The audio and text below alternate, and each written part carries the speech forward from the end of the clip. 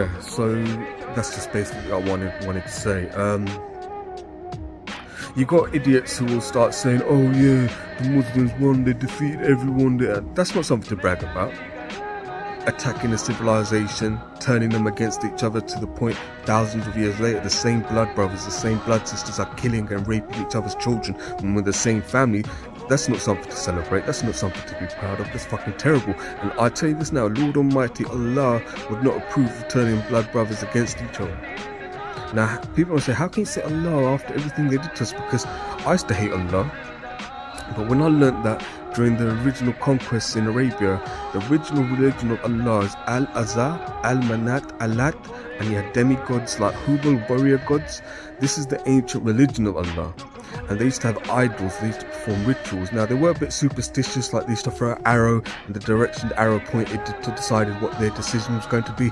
Things like that I'm not really into. I'm more into scientific evolution and rationalism and logic. But that's just the sort of things they did in the ancient time.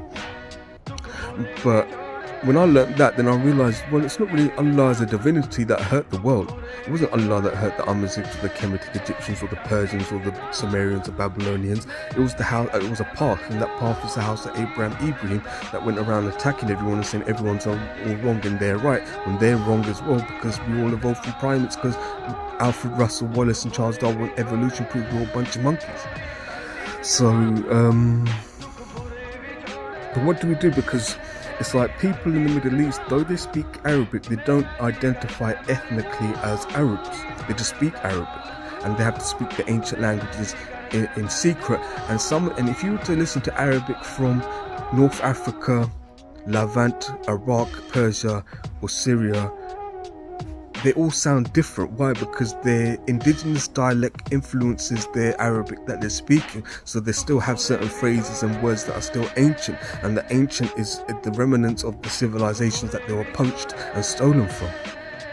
But what I would say, the Middle East needs to form a union. This is my vision for the Middle East.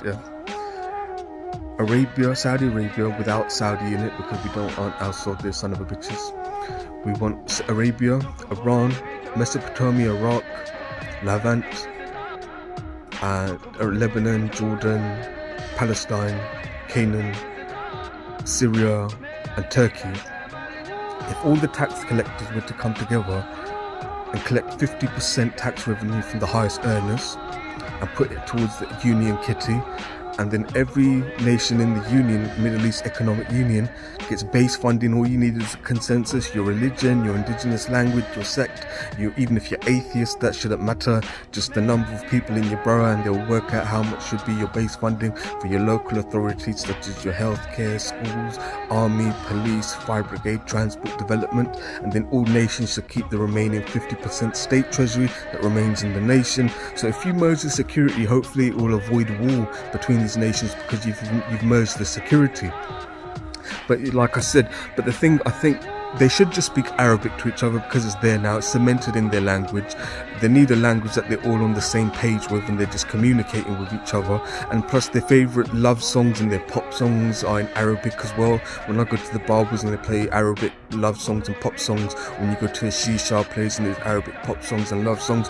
So I guess it's part of their language now. But what I would say, speak Arabic when you communicate with each other, but preserve your indigenous Ugaritic languages, your Canaanite languages, your Amazigh language, your Coptic Egyptian languages, and your Aramean languages, your Aramaics, and preserve your indigenous languages. Use your indigenous ancient names for your children, but just speak Arabic when you speak to each other. Like, if I was to speak Arabic, if you were to tell me to speak Arabic before, I'd say, fuck off. I'm not learning Arabic. Cut off my fucking tongue. I'm not speaking Arabic. But when I've learnt about the triple goddesses of Allah, Al-Azza, Al-Manat, Alat, and the houses of Allah, Suleiman, the Jar Solomon, the house of Solomon, that didn't attack our temples, our deities, now it's like, if I was a Mamluk, I'd be a high-ranking Mamluk. And if I had to learn language, and if I had to approach that council and had to blag it to feed my family, and even though in the documentation it says Muhammad, that's my slave name, that's not my real name. My real name is Sardar Khuda Saoshyant Govinda Singh 1984. So it's like, poor things, but they just blag it. And all these civilizations, they've been waiting for the saviors. The Kemetic Egyptians have the prophecy that Amun-Ra is going to return, Horus is going to return and liberate Kemetic Egypt. The Amazighs have the prophecy the liberated saviors are going to return and throw the Arab Islamic religion out. Persia has a prophecy with Shah Saoshyant is going to return and liberate Persia, Aryan lands, and throw the Arab and the Islamic religion out of Persia.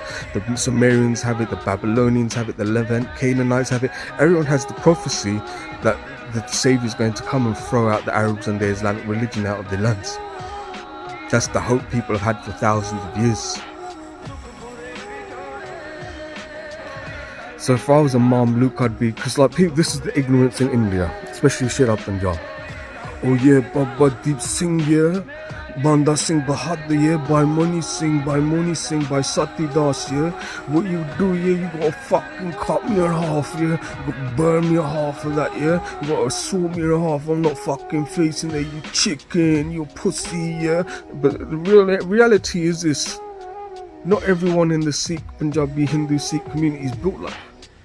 We look at the pictures in the temple and the museums in our culture and see the gruesomeness our ancestors were put through, and some of our warriors were very strong that they could withstand the torture till the very end. But if you expect everyone in the Sangha to be able to withstand the same torture, you need to think again.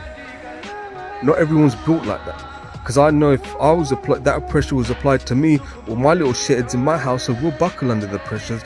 And so what do you think we have to do? If we become Mamluk and slaves, we've got to blag it until we find other secret underground councils to blag it with. And then when we find each other and we get our numbers, what do you think we're going to have to find uprising?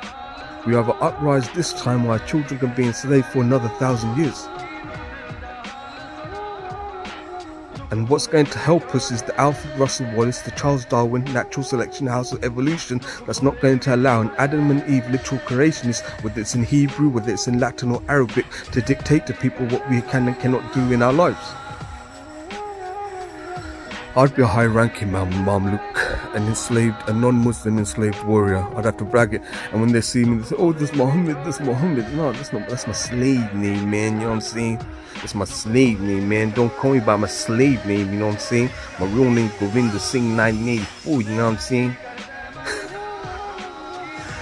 It's not easy for people, poor things. I feel sorry for the people that they're pressurized that should have never been pressurized in the first place. How dare they torture people and coerce people in the first place? That's where I stand on it. So, yeah, so there's Guvluv84Arya voice in ST, and I'm a social Darwinian, and I'm here to free the enslaved councils throughout the world and liberate. Shah Saoshyant is how they're going to remember me. Harvas Khuda Yata Khuda Yo Shimvu Tishta Anaita Tergan. My last words, Tergan Arash Kamangir. Just to let you know, yeah. Just be happy.